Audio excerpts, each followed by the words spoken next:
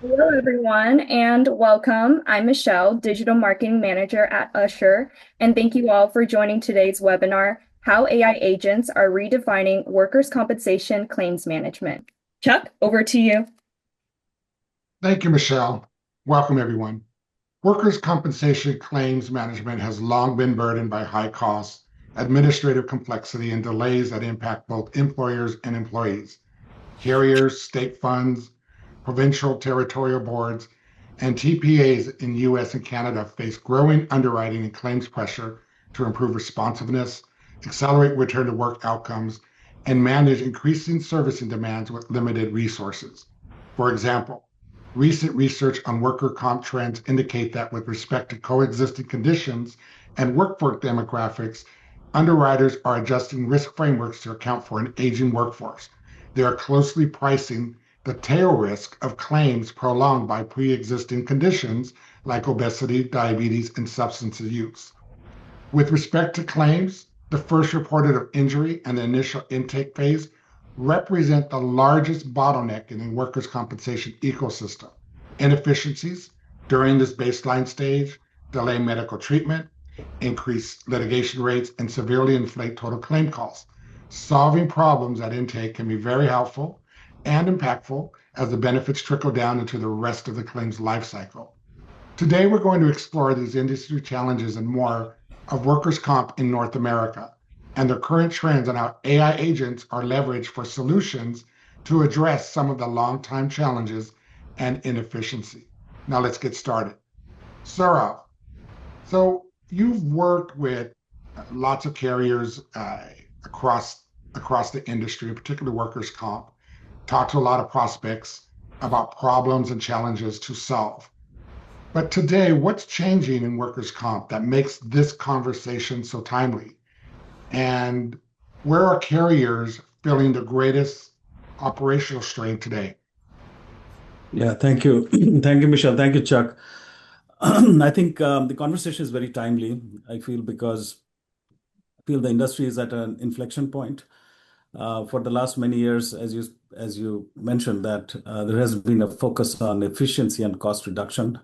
Clearly, cycle time reduction, reducing cost, et cetera, was focus. But now there is a focus on improving outcomes. And claims frequency have increased, but claims complexity have increased even more. Severity has increased. Medical cost has been rising. Litigation has been increasing. And there is an unprecedented pressure on claims organizations to do more with the same or fewer resources. The good news is that many of our clients and carriers have been investing in core systems. And that has solved some of the efficiency problems and has brought in a level of automation. But now the challenge now is operational execution and how do you meet claims outcomes and how do you improve things like delivering better claimant experience, improving communications to prevent litigation.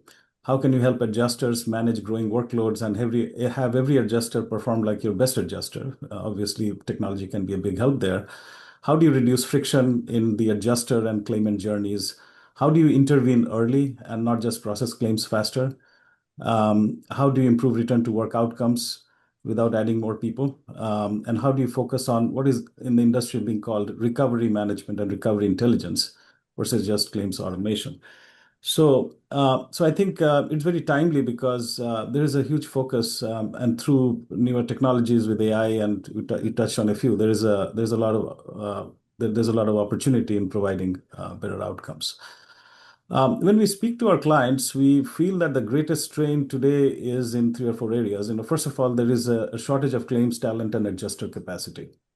You touched on that. The adjusters have a huge amount of workload, primarily driven through increased volume of claims, but also increased severity that shows up through the life cycle of the claim.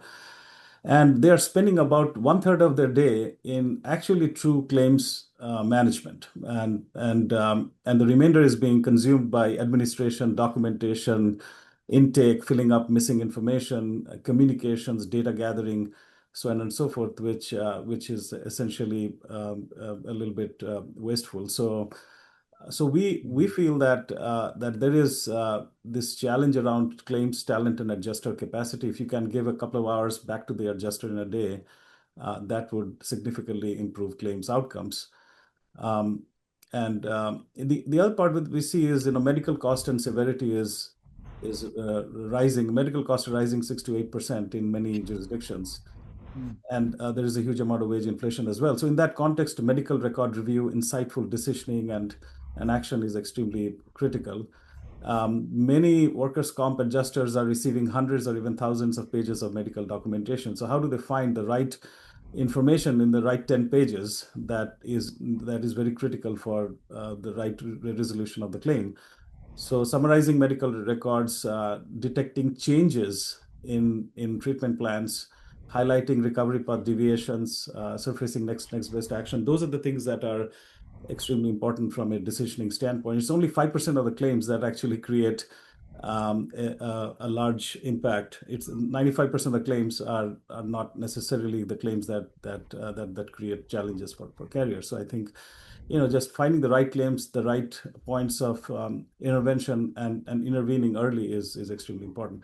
The other part that we see is high litigation and attorney involvements. And this is an aspect of not necessarily people think it's severe injuries. It's not actually as much severe injuries as much as breakdown in communication. So when injured workers don't know what's happening next, they often go to attorney representation. So identifying claims that are most likely to become litigated, I think, is extremely important. And effective communication with claimants, I think, is supremely important. The other piece that we see is, as we know, workers' comp is highly regulated. So heavy reporting obligations, manual compliance, and some of those things can be aided through technology now. We see claimant expectations have changed. Everybody is expecting immediate updates, digital self-service, mobile interactions, personalized communications. The idea is, how can carriers do that at scale, right? When at a lower scale, some of these things are possible, feasible, but you have to improve your journeys and do it at scale and do it in a very personalized manner, and that's where I feel that there are improvements possible, and that's where that's why we are at an inflection point. Yet we see much of workers' comp communication still is fragmented with phone calls, emails, letters, manual follow-ups, etc., that all increase the time and increases cost and increases litigation, increases indemnity costs, etc., etc. Lastly, the return to work economics is super important, because every additional week the injured worker is out, it has a compounding effect on costs across the board: medical costs, claimant satisfaction, claims outcomes, indemnity, etc. So I think there is a shift in the industry from claims management to recovery management. So how can these processes be helped? And every insurer that we are talking to, on the claim side especially, they are talking about how can we get to recovery, and how can we not just focus on automation, which is a given, but how do you improve eventual outcomes? So it's really optimizing decisions, optimizing workflows. I think people know how to do it. It's optimizing decisions now, and having the right intervention for the right worker at the right moment and the right point in the claims life cycle is very important. Great. Thank you, Saurav. You certainly have brought a lot of experience and a lot of those carrier discussions to the table here, so appreciate that. Definitely gives us a clear picture of the challenges carriers are facing today. Sima, I'd like to ask you, from your perspective, why do you think traditional automation is no longer enough to address those challenges? The technology has evolved quite a bit. If you were to look back 20 years and see what the evolution for software and automation has gone through, we've evolved from the earliest forms of ETL, right? Extract, transform, load techniques. Then came the business process management, BPM solutions, that brought in some flavors of low code, no code capabilities. And then it evolved into much more deeper automation capabilities with the early forms of machine learning. And fast forward to where we are today. So these are the various different phases of how automation itself has evolved. The bulk of what automation was able to really effectively solve for was more on the middle office, back office side. Right? You could articulate your business process, you could articulate the job to be automated, and you could bring in the right technology. The hardest problem to solve was what was referred to as the front office automation. The first mile interaction engagements, that was the biggest problem, and you could never quite verbalize or codify the intents, and the intents could never be so broad that it caught every one of the first mile front office interactions. That's the reason why all of the technologies until the LLMs arrived never really quite solved for that front office automation effectively.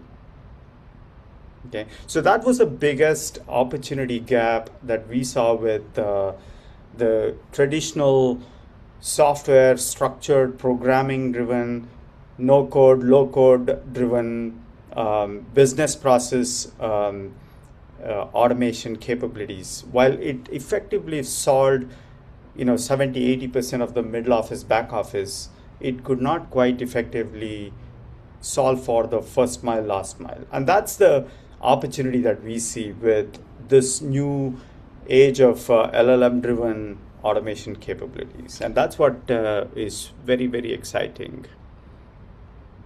Right. So very interesting. So with technology in the past, we've solved some issues, lots of issues around the back office to the middle office, but challenge on the front office. So today, as we know, and as I stated from some research, solving the front office challenges will certainly have a positive benefit that trickles down to the rest of the life cycle of claims that can achieve similar benefits like shorter return to work and lots of the other benefits that could be gained from simply by focusing on the front office and that intake phase. Very good. So while the challenges themselves haven't changed, right? Same challenges we have in that front office, the technology to address them certainly has, right? So let's explore why, AI agents are changing the conversation. Why AI agents? Why now? And we've been talking about, automation for many years, Sima. So Yeah. help us out understand what's fundamentally different about AI agents. So if you look at the things that you have to codify and orchestrate, all of the decisioning around how to handle that piece of work that you're trying to automate it needed to be articulated in some sort of a orchestration layer, and then you had to go write the rules connected to various different backend systems programmatically. All of that now can be done much more easily, seemingly, with AI agents. Okay, they are powered by large language models, and when you equip them with the right kinds of tools and ground them in the very specific tasks that you want those AI agents to focus on, they can be incredibly effective in solving not just the middle office and back office problems, but it can now solve your front office problems. Now that's the big shift. That's the big aha. That's the big unlock that we see. The ability for these AI agents with much more simplified, much more easy to direct commands or prompts enable these AI agents to really get the job done, get the task completely done end to end. Okay, now it's not as easy as as I'm explaining it to be, because you still need a lot of the trust, the governance, the observability, and all of the underpinnings that make these AI agents not go off the rails, because we are talking about regulated industries. We are talking about compliance. We are talking about data privacy. And so there's a lot of heavy work and heavy lifting that is required. You can't just, it appears like you can just go to any frontier model and you can actually put up a solution. While that may appear to be the case for demonstrating a concept, to really productionize this and do this at scale requires a lot of the deep thinking and framework establishment to harness so that these AI agents can actually solve the front office, middle office, back office problems effectively end to end. Mhm. Great, great. That gives us a great understanding of what makes AI agents different today, but we still got to keep an eye on things like compliance and regulations and observability and privacy concerns, etc. So, well, very, very good, very interesting. Let's now talk about how that brings AI agents into the workers' compensation journey. So, Surav, as we look across workers' comp claims lifecycle, for example, where do you see the biggest areas of friction today?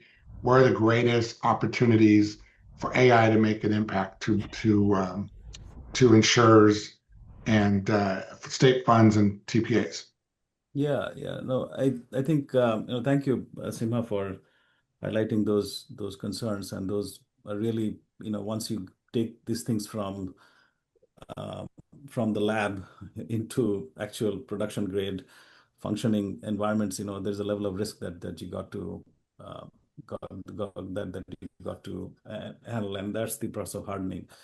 Now, applied to workers' comp, and I feel, and based on our experience, that the goal isn't to automate every step of the claims journey, right? So there are certain handful of moments where early information, better decision, or faster interventions have an outsized impact. So the level of sensitivity to certain outcomes in the claims life cycle is different. So everything that you from step 1 through 7, things are important, and then there are certain ones that are have an outsized impact on claims outcomes. So Chuck, you highlighted the FNOL and first contact. So I think the that is the FROI piece is super important um, because the root cause oftentimes of many challenges downstream in poor outcomes is stuff that wasn't handled during intake. So we're talking about missing information, delayed medical care, incomplete injury descriptions, incorrect routing, failure to contact claimants, and things of that nature can be quite easily solved through some level of technology, like as Sima mentioned. Conversational FNOL, intelligent document collection, some of those things are there and can be instrumented through the technology that we have available from Ushur and other places to improve FNOL and first contact, FROI, really, in the workers' comp case. The other opportunities are around severity identification and triage. Um, a lot of workers' compensation claims look the same on day one, and there is emerging complexity. And Chuck, you touched on some of the comorbidities, some of the attorney involvement, etc., delayed recovery. So 5% of claims actually become significantly more complex. As you look at the life cycle from step 1 through 7, I think it's important to identify the ones that are likely to become a part of that 5%, right? Opportunity 3, I think, is medical management, and just having a clear eye on medical management is important. It's not just the volume of information, but changes. So what changed since yesterday, I think, is important. So change detection, treatment plan monitoring, etc. That we talked about that. So that is a huge area for where AI can be helpful. The other area is communications, and we touched on that. And Ashu is really good at that part of the journey where the most expensive failure points are not necessarily medical, but communication breakages. Even claimant concerns like, was my claim approved? When do I get paid? What's next? Why haven't I heard anything? Things of that nature. As an injured worker, those are things that are front and center. So doing it at scale, doing it in a timely manner, doing it with a level of personalization and consistently, I think is very important. Um, Return to work. It said that injured workers measure success based on recovery, whereas there's a little bit of a difference in which how the carriers look at it versus how injured workers look at it. So I think I think that return to work, looking at it from the injured workers' perspective, is also important as much as looking at it from the carriers'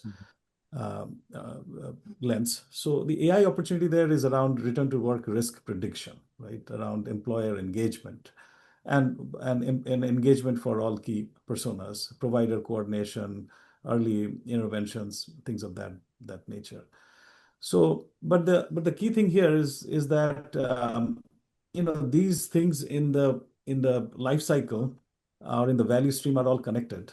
FROI, medical management, communications, litigation, finally return to work are all connected, because a poor intake might create a poor triage. The poor triage creates delayed intervention. That creates longer recoveries. That may introduce some level of litigation risk, and overall it creates claims costs. So I think having the right um, um, solution early in the process actually drives a lot of efficiencies and drives claims outcomes a lot better. So that's one. The other is really how do we orchestrate these claims journeys that continuously recognizes risk, that guides decisions and claims, keeps the claim on the best possible path. So so that's really around looking at it from the life cycle standpoint. And clearly, when you look at the possibility for AI, there is a lot out there, whether it's generative AI in the form of accurate summarization, claims notes, or conversational AI through FNOL, or agentic AI for end-to-end claims monitoring and intervention. Seema talked about the fact that it could be end-to-end and not just looking at parts and pieces of the claims life cycle from an agentic AI standpoint. There is also possibilities around predictive analytics on severity, litigation, return to work, reserving adequacy, things of that nature. There is knowledge graphs now through which there could be relationship mapping of claims and fraud and things of that nature. So in the life cycle of the claims, there is a lot of possibility for introducing AI, and all of this could lead to better outcomes.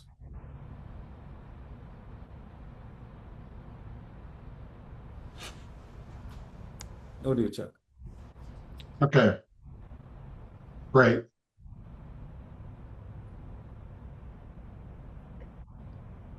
If I may chime in here,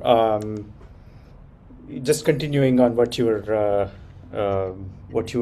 talking about, Saurav. I think the fundamental difference between personal lines and workers' comp is, in a personal line, a bad customer experience probably leads to a retention issue. But in the case of workers' comp, a bad customer experience will cost you lost dollars, and a claimant who feels ignored is more likely to hire an attorney, and a litigated claim will cost you 3-4 times the cost a normal claim would be, right? And would probably extend the life of the claim as well. So just maybe continuing that conversation, I see massive opportunities for us to just apply the agentic capabilities into the world of engagements and interactions. These systems of intelligence, as we call it, which is the next evolution of systems of engagement. Many of the carriers have modernized their claim systems. Most of the carriers were working on legacy platforms who were 30, 40 years old previously. Now, there's a big body of work that has been done to modernize and bring claim systems that are much more friendly to the world of APIs and software, and they've taken advantage of that. And that transformation happened over the last decade or so. Now you needed to insert a system of engagement on top of them to solve for this front office problem. But with agentic AI, we see the opportunity to make that system of engagement even more intelligent. So we call these systems of intelligence. And these systems of intelligence can genuinely solve for the front office problem so that you can, before that phone call comes where your claimant is asking, where is my check? And your contact center and call centers are flooded with these routine requests, you can solve for those proactively. I think it would be a demo is worth 1,000 words. Probably I would invite Dan to talk to us about what are experiences that we can showcase today that will transform that entire workers' comp experience. Dan, can you show us? Absolutely. Thanks, Sima. I'm going to show a couple of short demos today that address those business challenges that Saurav described, and also the capabilities that AI agents make possible that you discussed earlier. So in this scenario here, a famous forklift injury scene from those of us who like The Office, right? We would normally see a lot of tedious regulatory paperwork that both Daryl, the employee, and Michael, the employer, would both need to fill out with very strict deadlines, right? Now, this process is quite unfamiliar to Daryl, whose daily routine is already disrupted, and he likely has a lot of questions about the process that need empathetic handholding. Michael, right, has to ensure that he follows through the documentation of the injury with the deadlines that are often as short as 24 hours. An efficient and streamlined process is critical for him as well. So let's take a look at an inbound call to the carrier from Daryl after the injury. Right? I want you to focus in this next phone call that you're going to listen into. I want you to focus on how he's able to interrupt, ask questions along the way. Some information may be far easier to type in than speak, right? And he has the flexibility of speaking or typing as he goes through this process. Finally, we are in a highly regulated industry where PII information is securely exchanged. And you'll notice a very trust-native architecture here with very strict guardrails that are in place to prevent the conversation from veering out of appropriate bounds. So let's take a look here.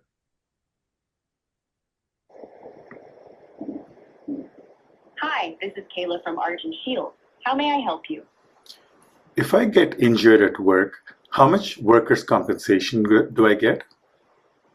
The amount of workers' compensation you may receive depends on several things, like your job, your wages, the type of injury, and where you work. Could you tell me a bit more about your situation, such as your job or where you work? This will help me give you a better answer. I got injured at work and I'm temporarily out of work. I'm sorry to hear about your injury. Workers' compensation benefits can depend on where you work and your job type. Could you tell me which state you work in or share your job title? This will help me give you the most accurate information about your benefits. I'm in California. Let me check the details for workers' compensation benefits in California. Please hold on a moment. In California, if you're hurt at work and can't do your job, workers' compensation usually pays you about 2/3 of your regular pay while you recover. You need a doctor to say you can't work, and payments start about 2 weeks after your employer knows about your injury. These payments aren't taxed. If you can do some work but earn less, you might get paid for the difference. Benefits usually last until your doctor says you can go back to work, or for up to 104 weeks. If you have more questions or want to know about other types of benefits, just let me know. How do I file a claim for this? I can help you file a workers' compensation claim. You can do this right now on this call, or if you prefer, I can send you a secure link by text so you can fill out the details on your phone. Would you like to continue here on the call, or get a link to do it by text? You can send me a link. I've sent a secure link by text to your phone ending in 6806. Please tap the link when you're ready, and I'll wait here to help you finish your claim. Once you connect, I'll guide you step by step.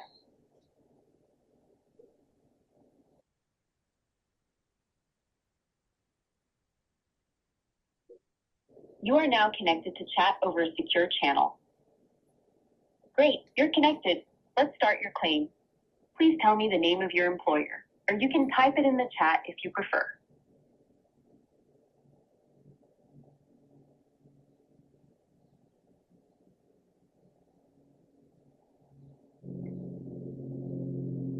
I found your employer as Dunder Mifflin at 3975 Freedom Circle, number 870, Santa Clara, CA 95 Ushur. Is that right? That's correct. Thanks for confirming. What's your full name? You can say it here or type it in the chat, whichever is easier for you.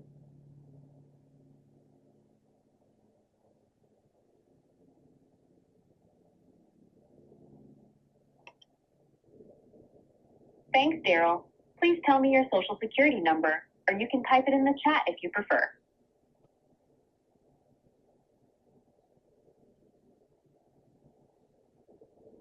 Thank you. What's your home address? You can say it here or type it in the chat, whichever is easier for you. Thanks for your address.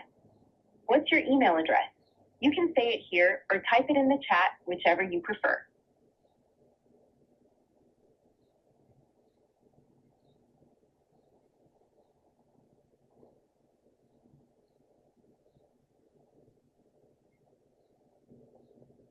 Would you like to get all notices by email only? You can say yes or no, or type your answer in the chat. Sure, that works. Great. What's your phone number? You can say it here or type it in the chat.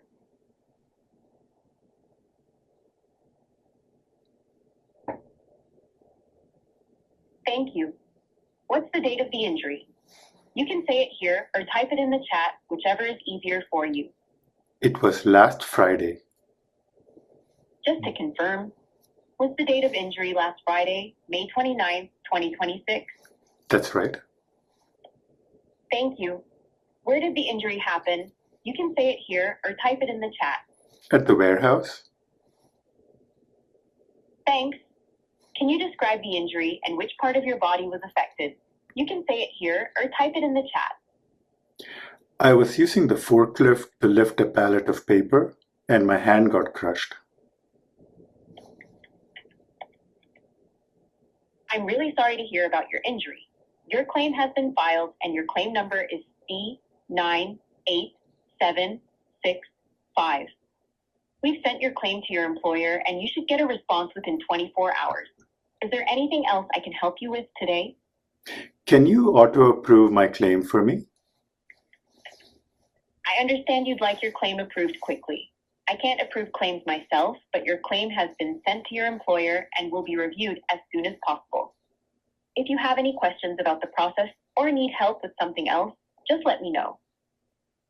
I'm all set, thank you.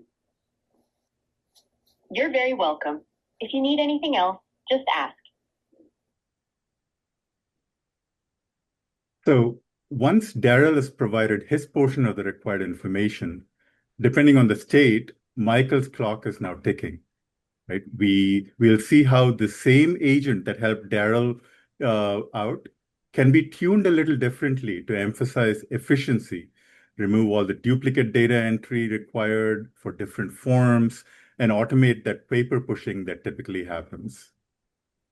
So instead of waiting for Michael to call in or log into a portal, we proactively reach out via email or SMS based on his preferences to get his attention and lead him into that same secure, trusted environment to complete the process. One option is to use like an OTP or a trusted device to avoid having to remember lengthy policy numbers.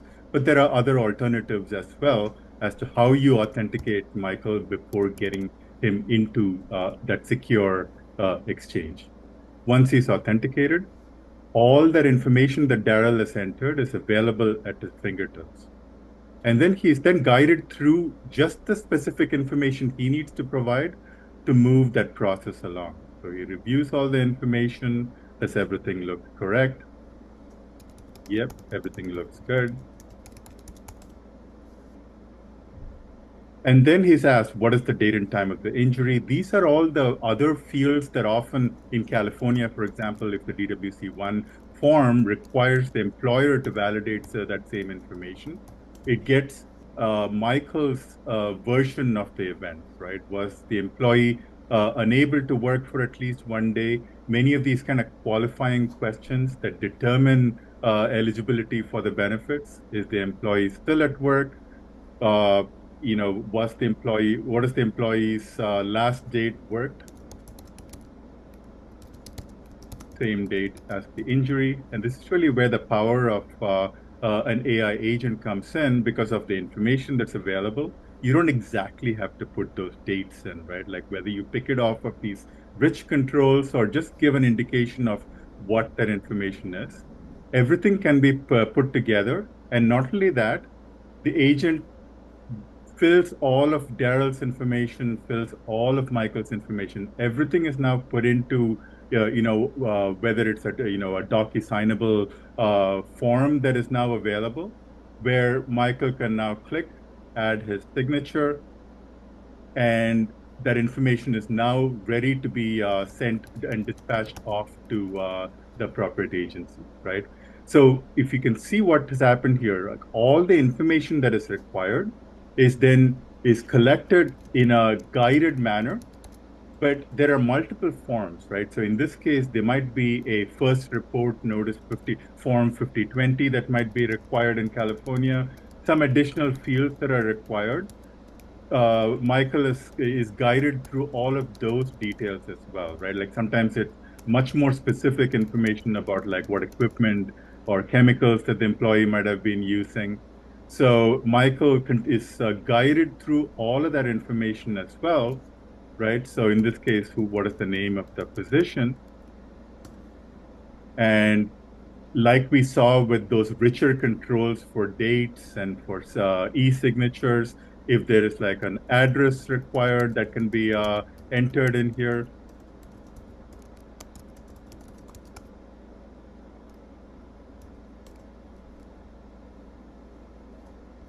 And whether the employee was hospitalized overnight.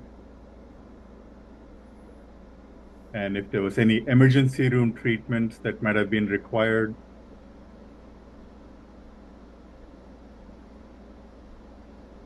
Now, once all of that information is completed, you'll notice that whether it's that DWC-1 form that required e-signatures, et cetera, whether it's a form 5020, the physical process of needing to go and file that form has been completely eliminated.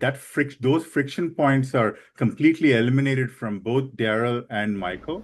So these documents are just there for reference for both Michael and for Daryl, right?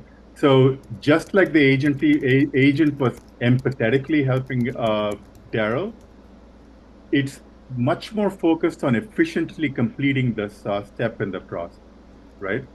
So this example here that we've seen with both, with both Daryl and Michael, there's a couple of examples, right? That may be tailored. Each carrier is going to have a different version of this that would be tailored. So where Ushur's capabilities come in is we have what we call as Ushur Assist, a studio where you can configure every aspect of this interaction, right? This agent, the knowledge that this agent needs to have, like all of those workers' comp benefits and frequently answered questions, etc.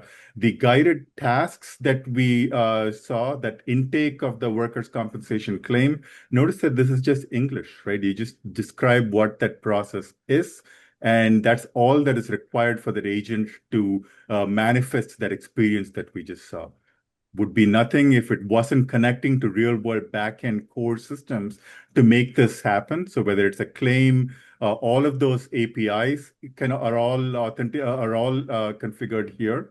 Same thing with trust and safety. Remember those questions that we were asking that were outside of the guardrails asked for like an auto approval of a claim? How do you ensure that that is not, the agent is not veering into inappropriate scenarios?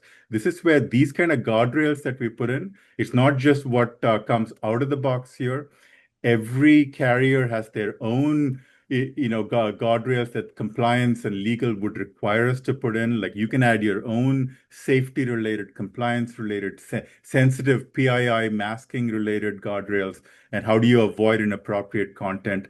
These can all be added into the system. Now, the way we authored this, it was quite, like there was a very empathetic way in which we engaged with Daryl.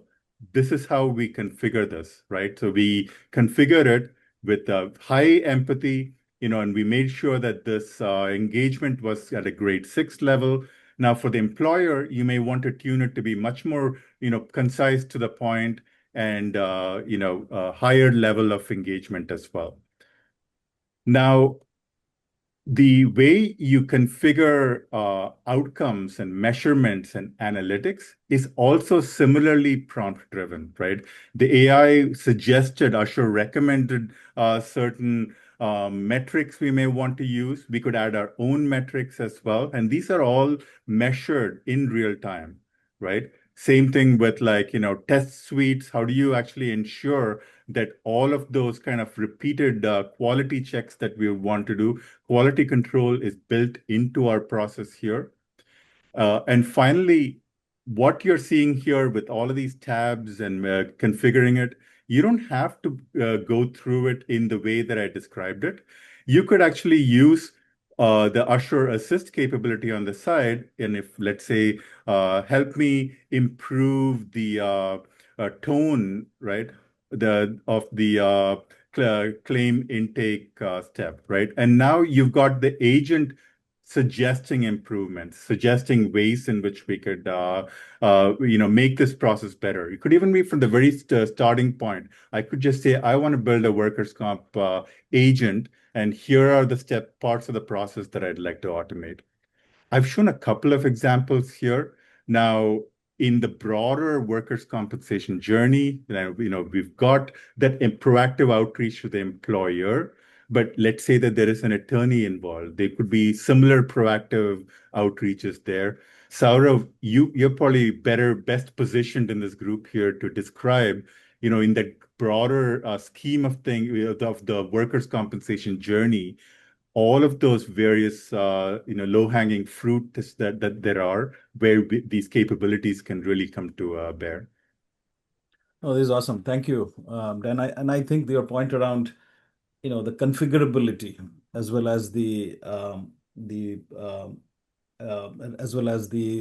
bringing in things like empathy, etc., is very, very, very, very key because we're dealing with injured workers. Now, workers' compensation is very unique, as we know, because there are so many personas and so many types of parties that have to be kept in the loop, right? And there is you mentioned the injured worker clearly. You talked about the agent. There is the employer, HR for the employer, the adjusters, medical providers, nurse case managers, claims leadership for carriers, attorneys, etc. There's a number of personas that get involved, and each of these personas, they have their own needs, and they need to be treated differently. At the same time, this is a connected experience across all participants in the claim.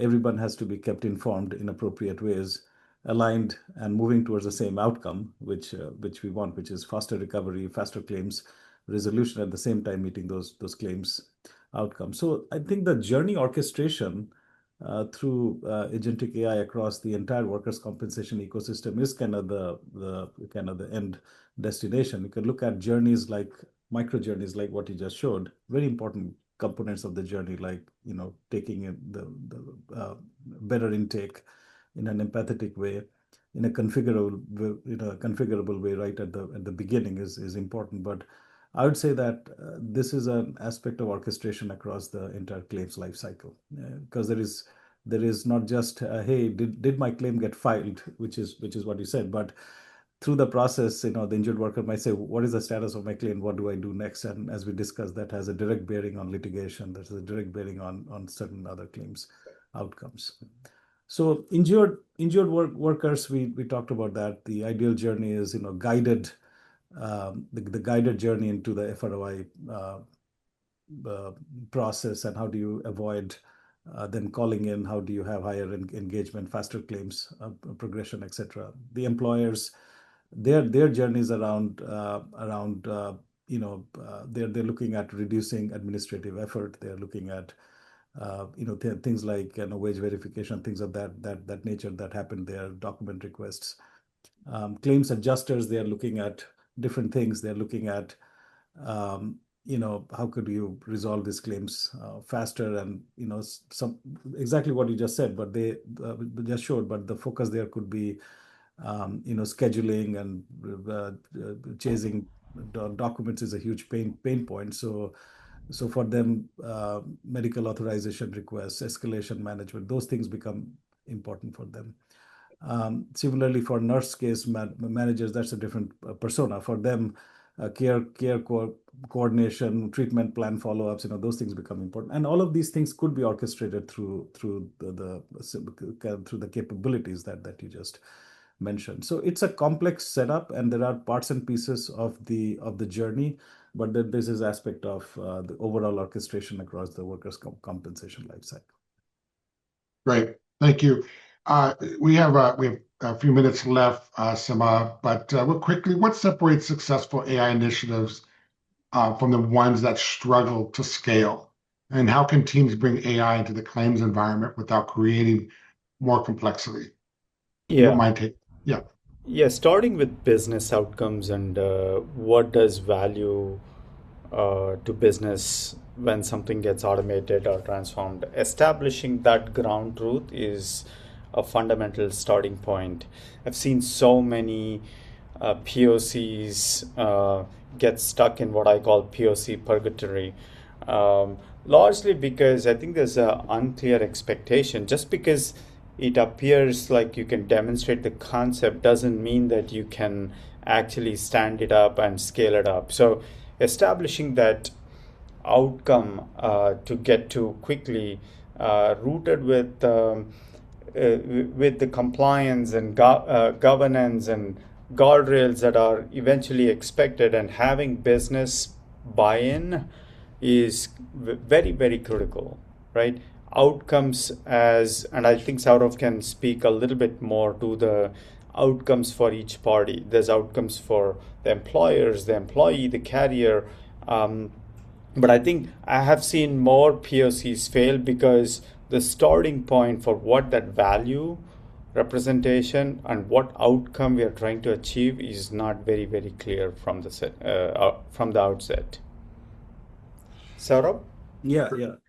I think when it comes to outcomes, I feel that there are, clearly there is a tendency to look at AI and say, hey, what can AI do? And you touched on this workflow automation type of, there is some narrow outcomes that they're like call volume reduction and straight through processing and things of that nature. So people look at those outcomes, but I guess it's important to look at business outcomes that are more claims outcomes, that are more recovery outcomes and things of that nature. So so I think as carriers look at AI and the possibilities around deploying AI, I think there is this evolving thinking in the industry around looking at outcomes through three different lenses, right? So the first lens is really operational outcomes that have been there for a while, and those are more efficiency outcomes. Those are more around, hey, how do you time to first contact, your time to first treatment, and claims claims handled per adjuster, cycle time. Those kind of things are more efficiency outcomes, but they don't necessarily reflect business outcomes. So the next level of outcomes, I would say, is important, which is actual claims outcomes. And the fact there is that, hey, are we actually helping improve the trajectory of the claim by deploying the right kind of technology? So it's a little bit more end to end, but also reflect key metrics of interest around litigation, time to claim closure, medical leakage, indemnity leakage, things of that nature, reserving accuracy, severity escalation, things of that nature. And the whole idea is to prevent adverse claim development there. And Great. The last one I would say is more recovery oriented. So, to the extent that the goal is about helping injured workers recover and return to productive employment. Those outcomes are more around sustainable return to work rates. Many carriers have different ways in which they measure return to work, but whichever way they measure, it's mostly around return to productive employment. So days away from work, claimant satisfaction, employer satisfaction. And that is really thinking of this AI a little bit more strategically in really thinking about, hey, how do I actually impact outcomes of interest rather than narrowly about what AI can do. So really at a high level, operational outcomes, which is, are we making the claims organization more productive, efficient? Claims outcomes, are we preventing adverse claims development? And then recovery outcomes, are we helping the injured worker return to work sooner? So those are things I would say, are most important just in framing this whole conversation around outcomes. Good. Good. Thank you. So before we open up to audience questions, I'd like to end with our discussion by looking ahead. So, and this is for both Saurav and Sima. Imagine you're the chief claims officer of a workers' comp insurer with a limited AI budget. If you can fund only one AI initiative over the next 12 months, where would you invest first? Why? And what measurable business outcomes would you expect to achieve? Either one could start. You want to take that, Saurabh? Yeah, go ahead, Sima. Go ahead. I like I mentioned, I think you need to identify a few key results that you expect and begin with the value. What does value translate to, right? Tremendous pressure on adjusters today.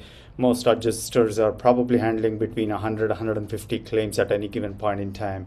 How do you bring technology that can augment their workloads, which delivers better claimant experience, better claim experience? How do we ensure that we can close loop and reduce the time for processing, automation of documents that can be done? So these are all various different metrics that we can start with. When you begin with that, you can also establish, the number of calls that you want to automate that are low hanging. Where's my check? What's the status of my claim? You can begin with those as a starting point, and these agentic deployments typically learn over time, and you can expand the scope of these agents so that they can do more and more things. And the more confidence that you get with automating these things, the opportunities to deliver even more value is not incremental, it's more exponential. Yeah. I think I agree with that, and I also say that the two or three ways to look at it. One way is, hey, what is mature today, and what can you deploy? Going back to your point around governance and things of that nature, is not just the use case, but really the relative maturity of deploying those use cases in the claims life cycle. So some of those things around FROI and FNOL, I think is very, very important, and that impacts the trajectory of your claims and outcomes. We think conversational AI is extremely important there. The other thing that I feel that is with some of these advances in IDP, intelligent document processing, medical record summarization actually is very important. That reduces your medical cost, have potential to reduce medical cost significantly. So there are some narrow areas in which you can think about that. Hey, as we said, that there are in the claims life cycle, there are certain things that actually have outsized impact.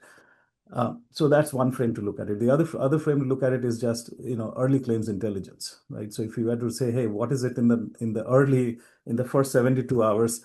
Workers' comp claims professional think of this as 24 hours, 72 hours, and 30 days.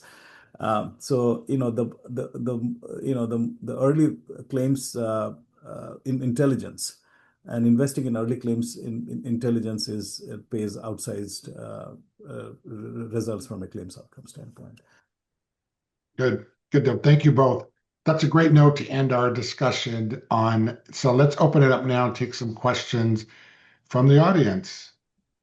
All right. So we did get a few from the audience. First one is, what types of forms can the AI agent realistically support? And can it handle state-specific forms like DW, C1, or 5020?